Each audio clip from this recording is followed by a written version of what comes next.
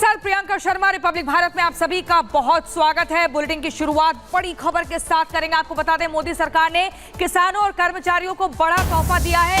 रबी की 6 फसलों पर एमएसपी की बढ़ोतरी की गई है।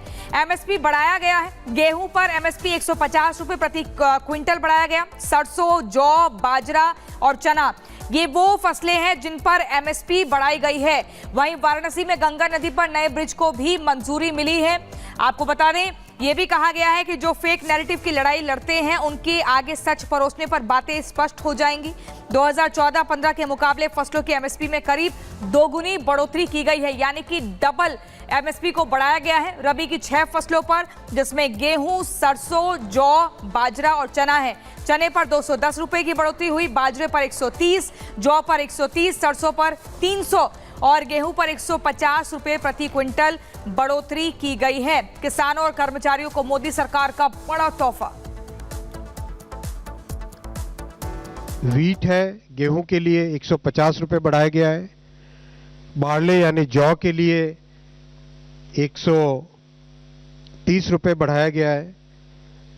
ग्राम यानी चने के लिए 210 रुपए बढ़ाया गया है। मसूर के लिए 275 रुपीस बढ़ाया गया है और सरसों के लिए 300 रुपए की बढ़ोतरी की गई है। और सैफ्लावर यानी कुसुम, उसके लिए 140 रुपीस की बढ़ोतरी की गई है। मैं आप सबका ध्यान विशेषकर इस 4th कॉलम, लास्ट कॉलम की तरफ ध्यान देना चाहूंगा। इस कॉलम पे आप सब जरूर ध्यान दें।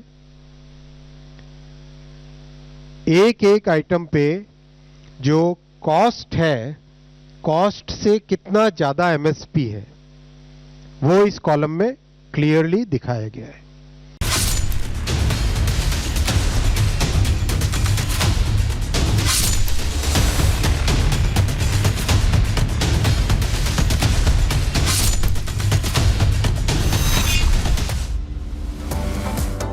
और अब बात पाकिस्तान में हो रही एससीओ समिट की करेंगे। एससीओ समिट ने भारत ने एक बार फिर से, आपको बता दें, आतंकवाद का मुद्दा उठाया है और विदेश मंत्री एस जयशंकर की ओर से यह मुद्दा उठाया गया, बताया गया कि जैसे आतंकवाद एक बड़ा खतरा है। तो एससीओ में भारत की तरफ से यह मुद्दा उठाया गया। जयशंकर ने सीमा पर आतंकवाद का मुद्दा पुरजोर तरीके से उठाया। आतंकवाद, अलगाववाद और चरमपंथ 3 दुश्मन है, इसका जिक्र करते हुए एससीओ समिट में विदेश मंत्री एस जयशंकर यहां पर नजर आए हैं। ये बड़ी खबर आपको बता रहे हैं।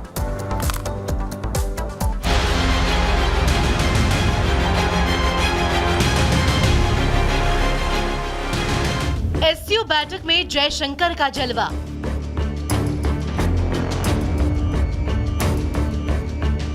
चीन पाकिस्तान को एक साथ धोया।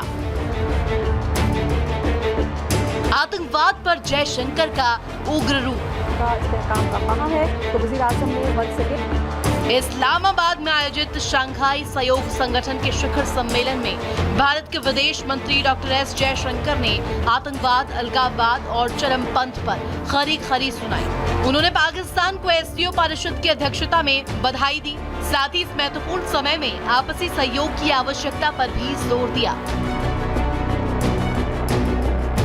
विदेश मंत्री एस जयशंकर ने पाक चीन के CPEC प्रोजेक्ट पर इशारों पे निशाना साधा।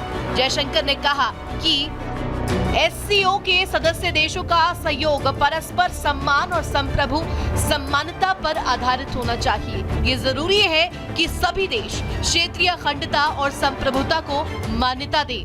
इसके लिए वास्तविक साझेदारी का निर्माण होना चाहिए, न कि एक पक्षीय एजेंडे पर चलना चाहिए। एस जयशंकर ने पाकिस्तान का नाम लिए बिना आतंकवाद पर पाकिस्तान को ज्ञान देकर उसे हिलाकर रख दिया।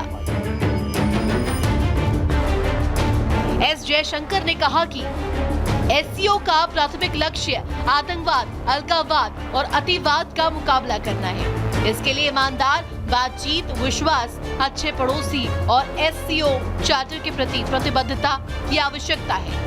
एससीओ को इन 3 बुराइयों का मुकाबला करने में दृढ़ संकल्पित होने की आवश्यकता है।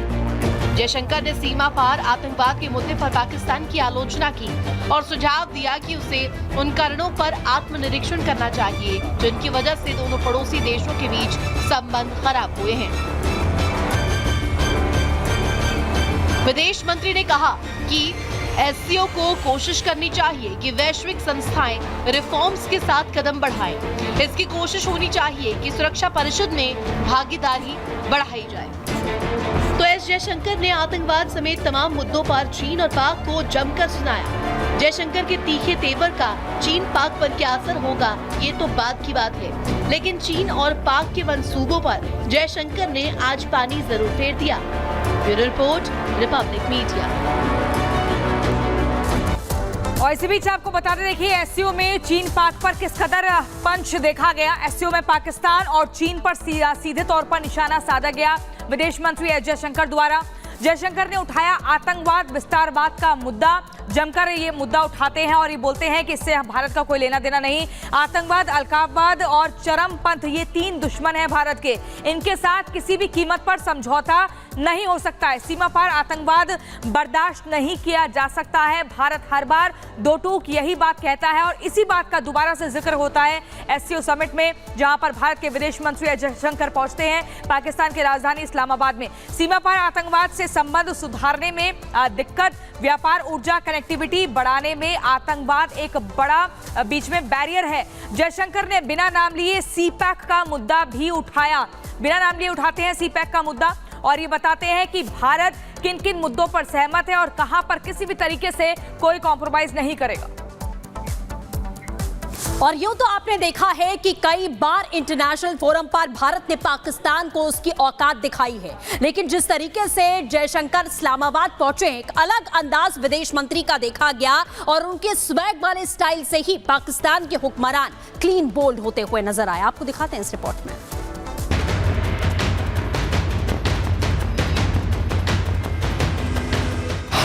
जयशंकर का स्वैग वाला अंदाज,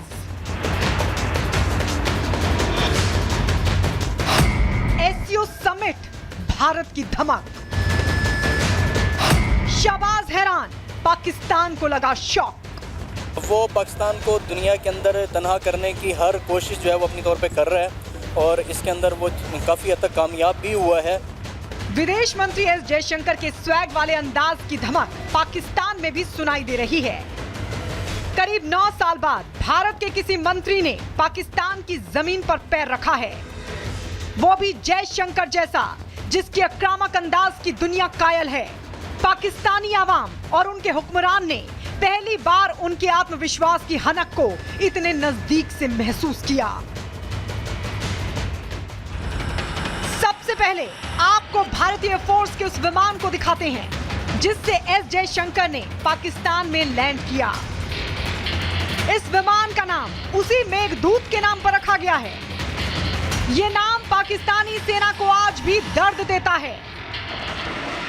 दरअसल ऑपरेशन मेघदूत के तहत ही भारतीय सेना ने सियाचिन की चोटियों पर तिरंगा लहराया था।